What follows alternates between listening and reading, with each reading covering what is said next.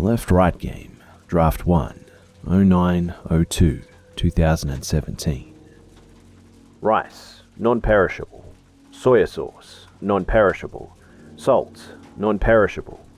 Eggs, well, they're perishable, but I bought them fresh and I got hard-boiled, so that'll last a week. It's breakfast time, the start of our first full day on the road. Rob's been up since 7 o'clock, cooking a meal for anyone who wants it. The aroma pulls us out of our makeshift beds and arranges us around his portable stove. Our bowls are already full before we realize that there's a catch. The trade-off for this supposedly free food? A 10-minute lecture from Rob about the power of rice. See, in the Pacific, our guys used to be terrified of the Japanese. The whole armies marching on grains? I thought they were super soldiers. See, the Japs know the secret. You give people rice in the morning, and they're going for the whole day. After dropping 2 large spoonfuls of his favorite staple into a bowl and handing it to me, Rob breaks a raw egg over the top. The yolk clouds over as I stir it in. To be fair, the food is delicious, and it's fun to watch Rob on his soapbox.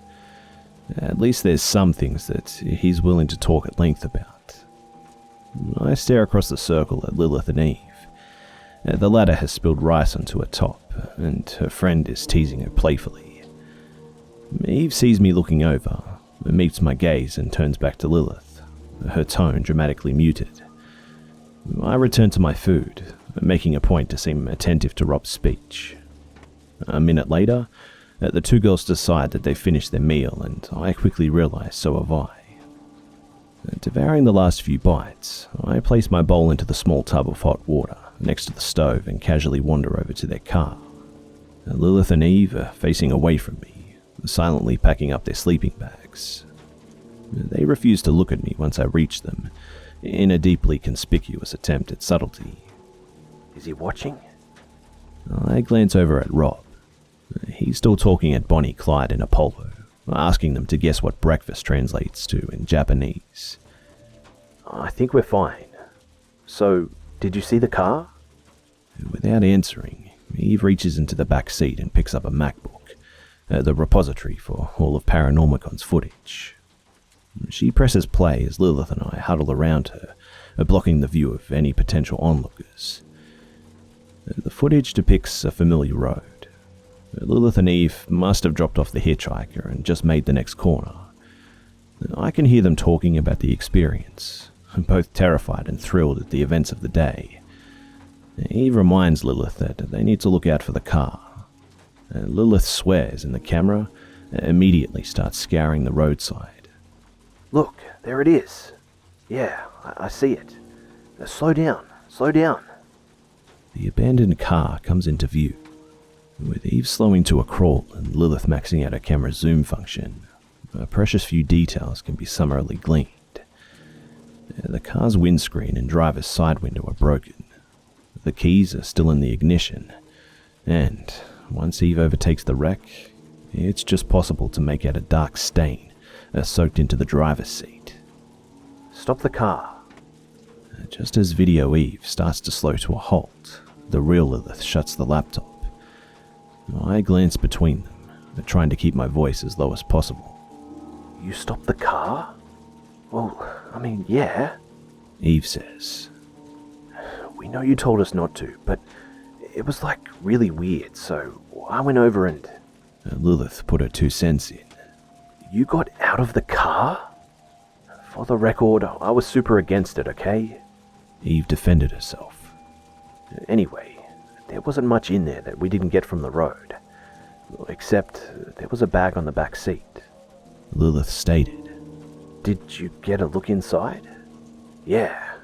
Do you wanna... Lilith nods her head towards the back of their car. It takes me a second to realize what she's getting at. It's in the boot? It's in the what?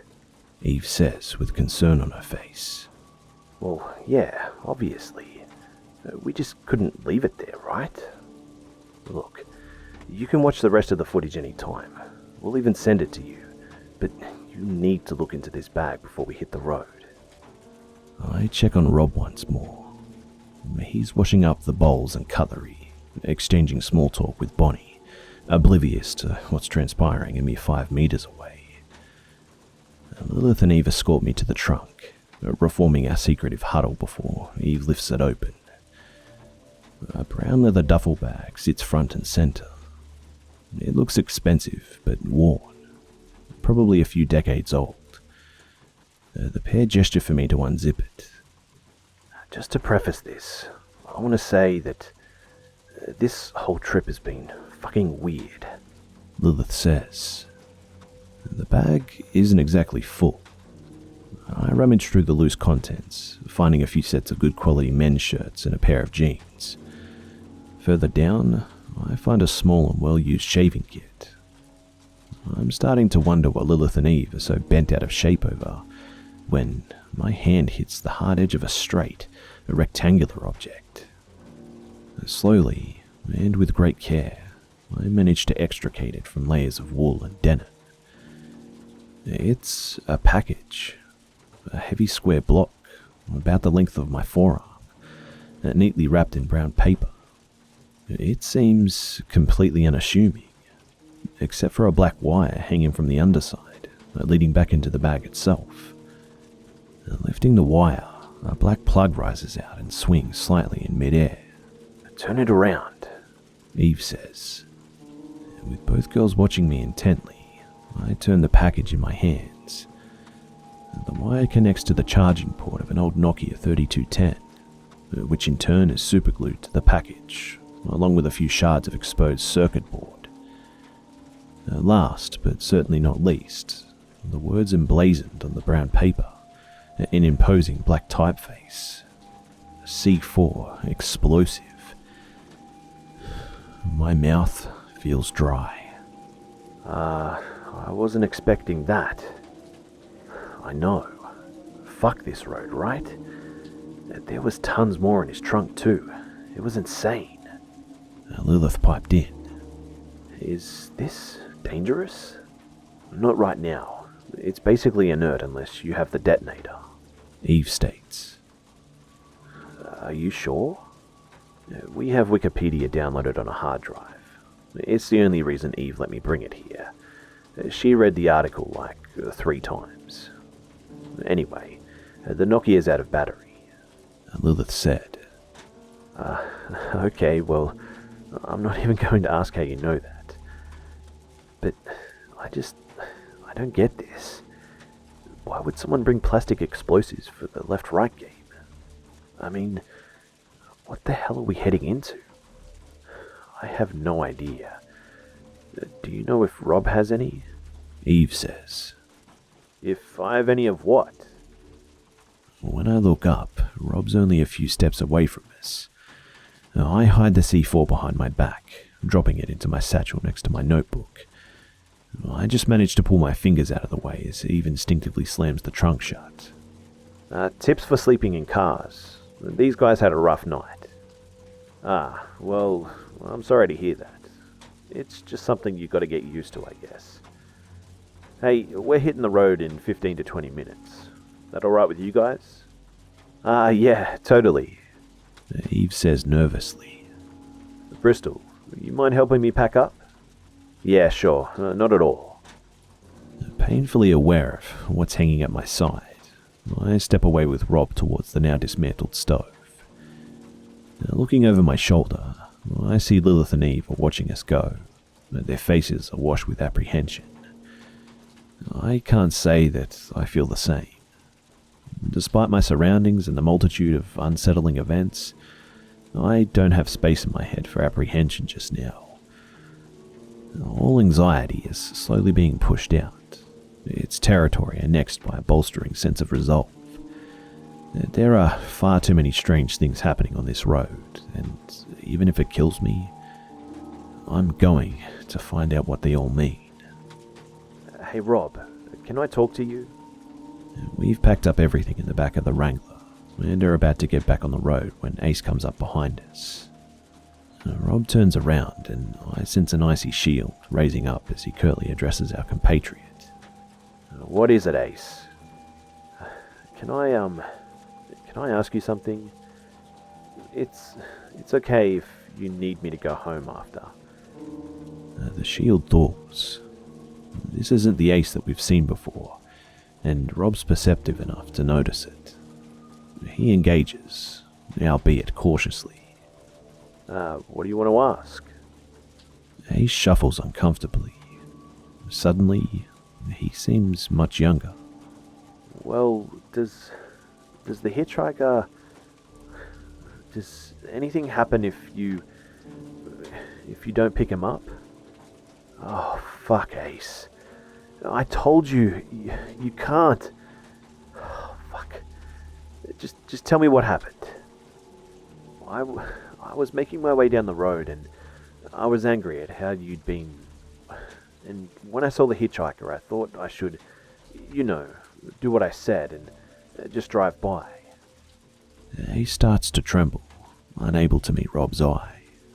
But a minute later, I look in the rearview mirror and, well, he was sitting in the back of my car. He's just talking about the weather. I mean, I swear I didn't pick him up. But when I think about it, all these memories came back. I started to remember pulling over, letting him in. It's like I did it, but I didn't even... Did you talk to him? No, I promise. I didn't say a word. Rob stares at Ace in silence. Ace hangs his head, like a penitent criminal facing judgment. It feels awful, don't it? Ace finally looks up, confused at Rob's words, searching the man's expression for clues. I did the same as you the first time. Just drove right by. I wasn't going to let some stranger in my car. I nearly jumped out of my skin when I saw him in the rearview mirror. Rob grins at Ace, who manages to smile shakily back. You ain't got the right gear for this, Ace. I like to run a tight ship, but I gotta say it pissed me off.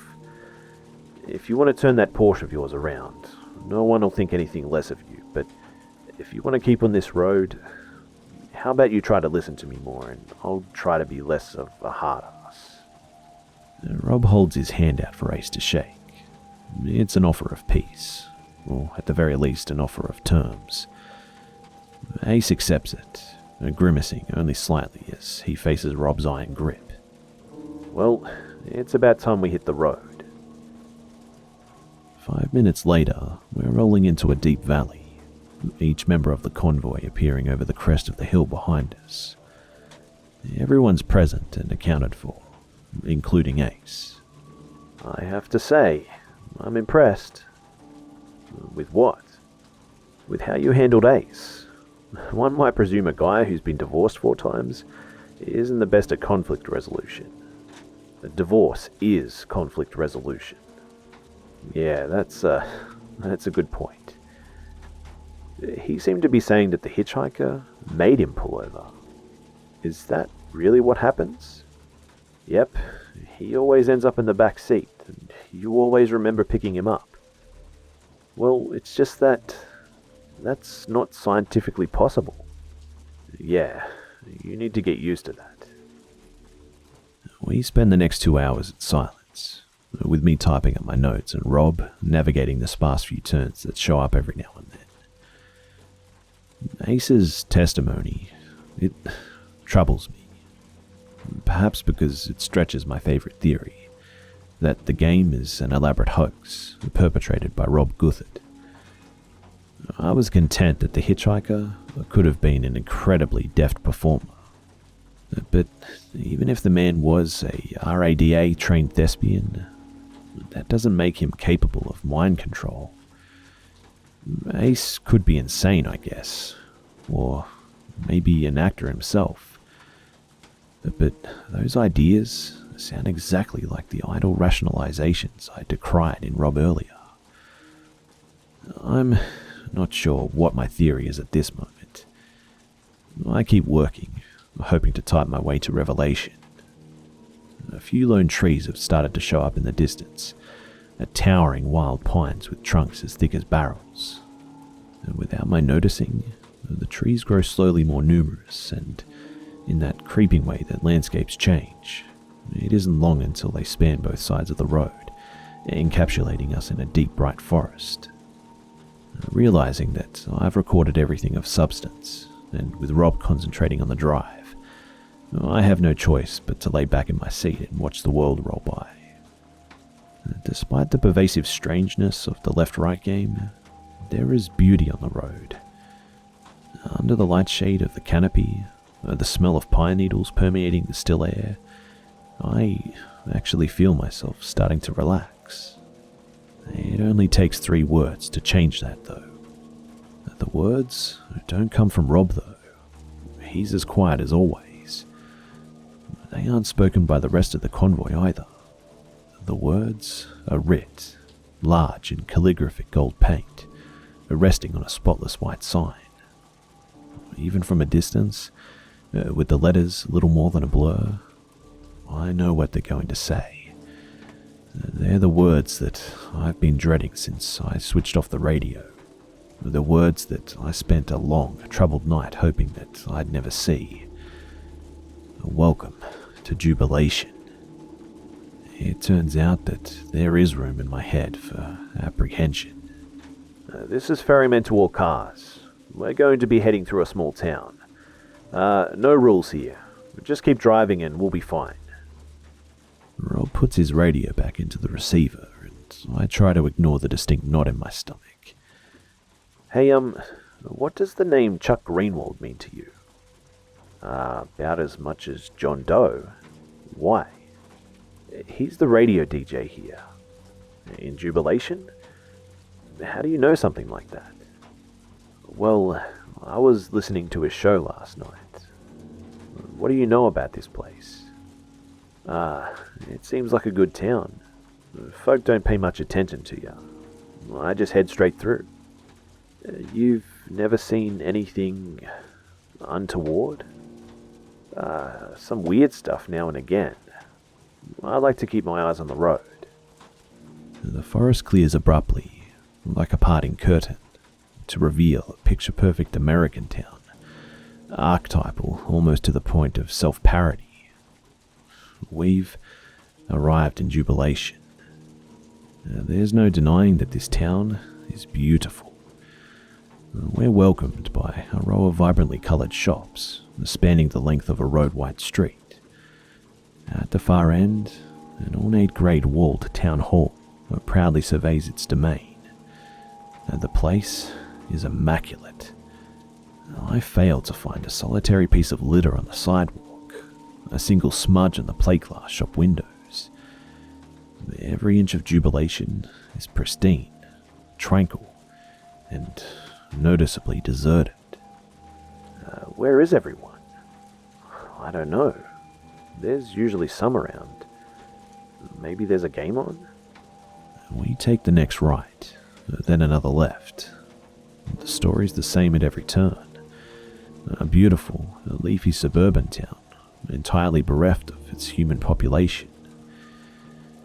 The cafes are free of bustle. The service of the public pool is still. We even see the school, a row of finger-painted faces smiling at us from the kindergarten windows as we pass by. The building itself is locked up, however, which is odd, seeing as it's noon on a Wednesday. Eventually, the Wrangler pulls onto the first residential street that we've encountered. The sign on the corner reads Sycamore Row. The quaint shops are replaced by luxuriant houses, all of them identical. White walls, white porches, and fresh green lawns cut to a uniform length. The road stretches in a straight line for about a mile, creating an eerie corridor of copy-pasted buildings. The strangest thing about the street, however, is vocalized by Rob. Well, I guess we know where everybody is now. In front of every house, a dining room table stands on the lawn, occupied without fail by a family of 4. One husband, one wife, one son and one daughter. They're sharing a meal together. A unit on the left clink their glasses of orange juice as they dine on pork chops and salad. The family on the right share a large hunk of meatloaf, broad smiles on their faces. Staring along the road, I estimate upwards of 800 people in neat subsets of 4, all dining at the same time. And none of them seem to notice us. This is ferryman to all cars. It looks like we've come during a town celebration. Let's not bother these good people as we pass on through, okay? Rob lets the car roll slowly down the street, his foot light on the gas pedal, trying to make as little noise as possible. The more families we pass, the clearer it becomes that every single one of them shares common characteristics.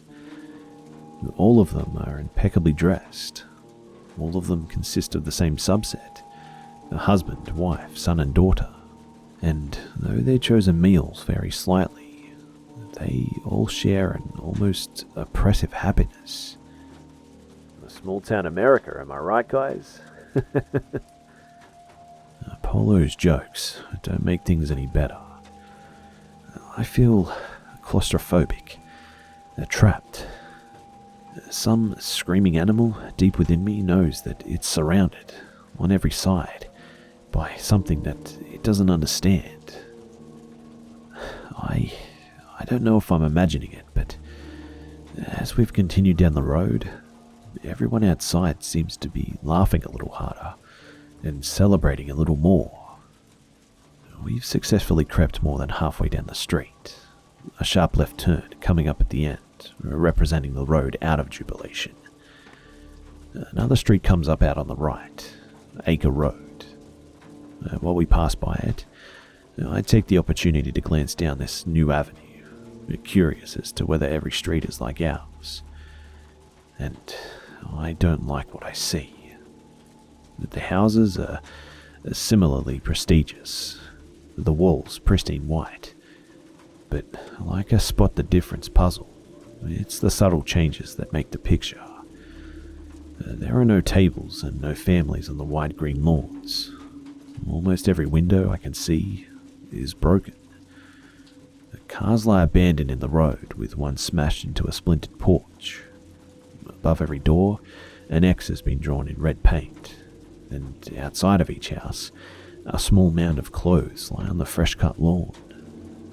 There's also a huge collective pile of men's, women's, and children's shoes towering at the end of the street, seemingly ownerless. Great going, everybody. Let's get back out there. We've reached the end of the street, and I breathe a sigh of relief as we bid farewell to Jubilation. I vindictively see it off in my wing mirror as we turn the corner. I immediately wish I hadn't, though, when, in the split second before it disappears from view, I glimpse the 800-plus residents of Sycamore Row, and they aren't smiling anymore, and they're all looking our way. I welcome the forest as the trees rise up around us once more. The indifference of nature is a welcome change to the fox civility of Jubilation. Towns like that sure make me glad I'm a city boy.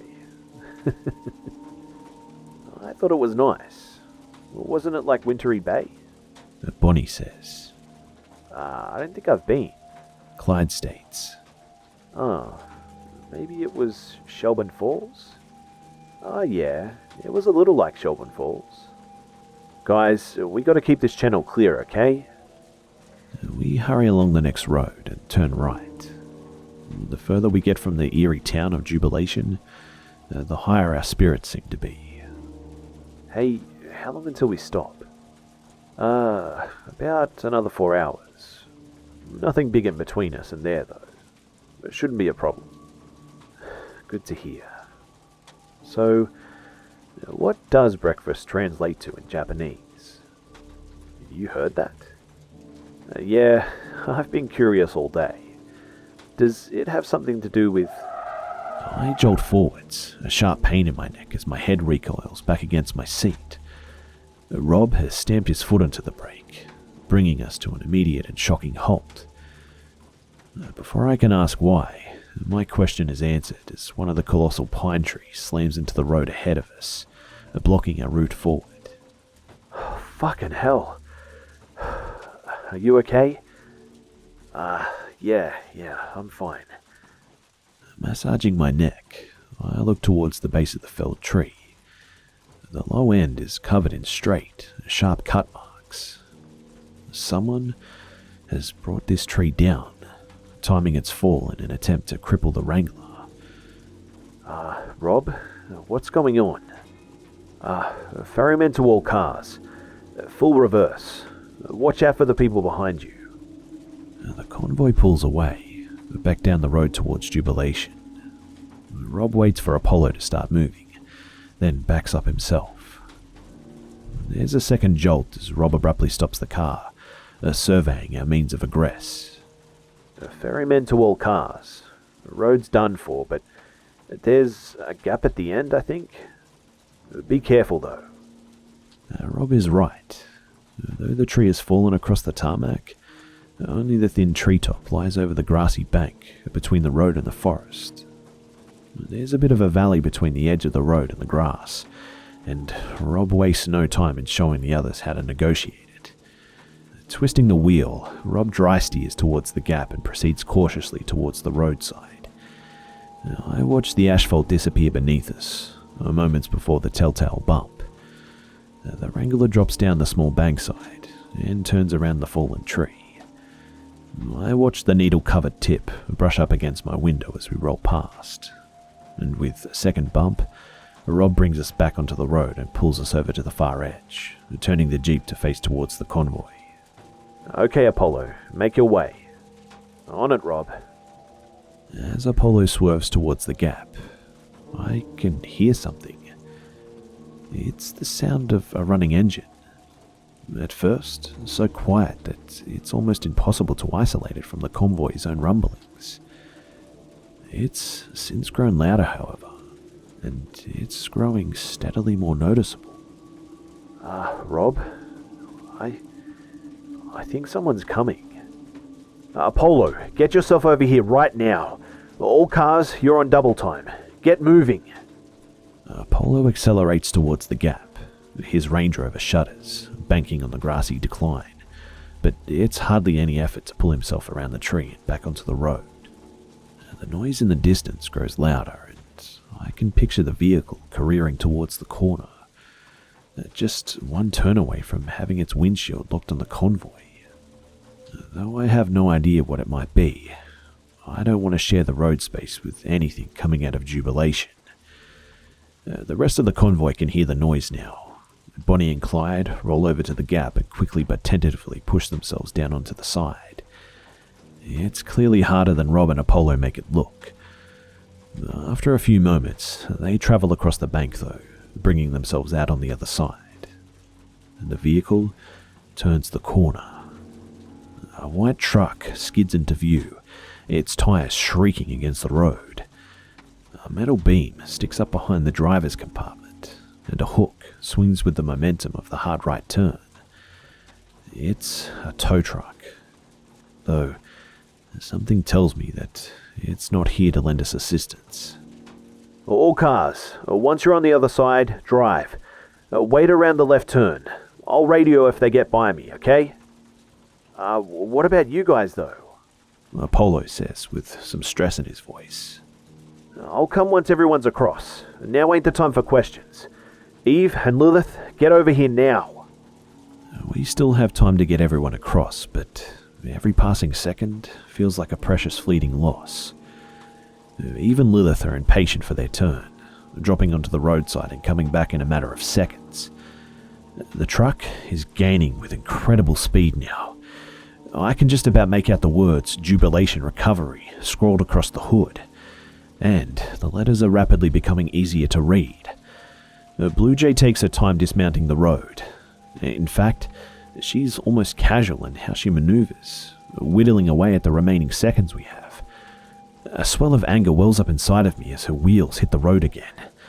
If she's calm about this situation, then good for her, but I can see Ace drumming his fingers frantically against the steering wheel, and now stranded alone on the other side. I watch Blue Jay follow the rest of the convoy to the next turn, and displaying none of the urgency anyone else has shown. You gotta take it easy, Ace. You ain't built for this. Ace takes the corner, heeding Rob's plea for caution, but unwisely taking it almost head on. His front wheel thuds over the edge of the bank, and the chassis hits the tarmac. The drop is just a little too steep for the Porsche's clearance. Rob's warning rings in my ears as Ace accelerates on 3 wheels, his car engaging in a slow turn with little forward motion. Rob? What do I do? Rob? The pickup truck maintains its speed and aligns itself with Ace's Porsche, its thunderous velocity defying all logic, all concern for Ace's or their own safety. Get out of the car, Ace! Get out of the fucking car! Ace struggles with his seatbelt, a stress overpowering his motor functions. He finally unbuckles himself and throws the belt to the side. He grabs the door and pushes. It swings open slightly, then immediately slams against the bark of the pine. For a moment that lasts all too long, he shares with me a look of pleading terror. The door is slammed shut, crumpling as the tow truck collides with the passenger side of Ace's car. Ace is launched against the door, his head smashing against the window. The ungodly racket of shrieking metal suddenly gives way to silence. Shit. Rob climbs into the back of the car. Rob, what can I do? Just stay here, okay? I hear Rob rummaging amongst the luggage as the tow truck reverses out of Ace's Porsche. The hood of the tow truck, though, is completely and possibly unharmed by the impact, as are the 2 occupants. They park the truck side onto us, the hook hanging a few meters away from the back of the Porsche. The words jubilation, recovery appear again, now accompanied by a slogan, here to help. 2 men in white shirts and blue overalls climb out and wander over to the ruined Porsche. They barely seem to register the situation at all. They're casually chatting together as they throw open Ace's passenger side door. The stunned Ace looks like he's battling a concussion, only barely cognizant as he's pulled out of the car. He quickly grows more aware as the mechanics grab him by each arm, struggling against them as his captors talk amongst themselves. Let him go! When I turn around, Rob is stepping out of the Wrangler. Apparently, hidden within those neat stacks of luggage was a loaded hunting rifle. Rob raises the stock to his shoulder and repeats himself. Let him go! The mechanics pay no attention to Rob. They continue to frog march Ace over to the truck, one of them making a quiet joke to the other as they go, and they laugh. An awful bang erupts beside me, and a deep red hole bursts from one mechanic's torso, blood slowly seeping out of the wound. Inexplicably, the mechanic does nothing more than look down at his wound, up at Rob and then back to the matter at hand. He hardly breaks stride as he continues towards the truck, bleeding freely onto the floor. I hear Rob set about reloading the rifle. The mechanics arrive at the back of the truck with Ace. There are 2 short loops of this thin chain hanging from the lowest of the hook's chain links. The mechanics feed Ace's arm through one of each loop until he's hanging by his armpits in front of the hook itself. Rob fires another shot that goes nowhere, and the mechanics grab a handful of Ace's hair, chatting as they do so, and lift Ace's head up until his lower jaw is just above the hook. In that moment, despite everything, despite all my journalistic ideals, my pursuit of truth, my duty as an observer, I just closed my eyes. The visual disappears into darkness, but the sound doesn't. The impact and the sorrowful, obstructed groan that follows penetrates my bones, reverberating through my very being. There's another gunshot and the sharp twang of a metallic ricochet. Ace's cries continue as the engine starts up and carries him back off to jubilation. I hear another gunshot that sounds like it hits nothing but air, and as the engine and Ace's whimpers grow quieter, a few moments pass before one final measured gunshot echoes around the car. Oh, fuck! Oh, fucking damn it! The Wrangler's chassis clangs as Rob kicks the side with all of his considerable might. I open my eyes to see a fallen pine tree, a ruined Porsche, and an otherwise empty road. When Rob climbs back into the car, it's clear that he's trying to regulate his breathing. There's an internalized rage lighting him up, barely under his control. Fuck. We have to go. Rob turns us around, pointing the Wrangler back down the road. The quiet of the car echoes in my ears, along with other noises that I can't hope to forget.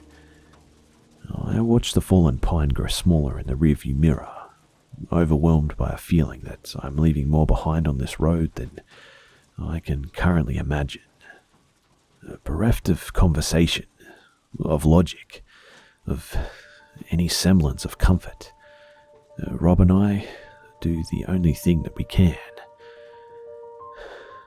We take the next left.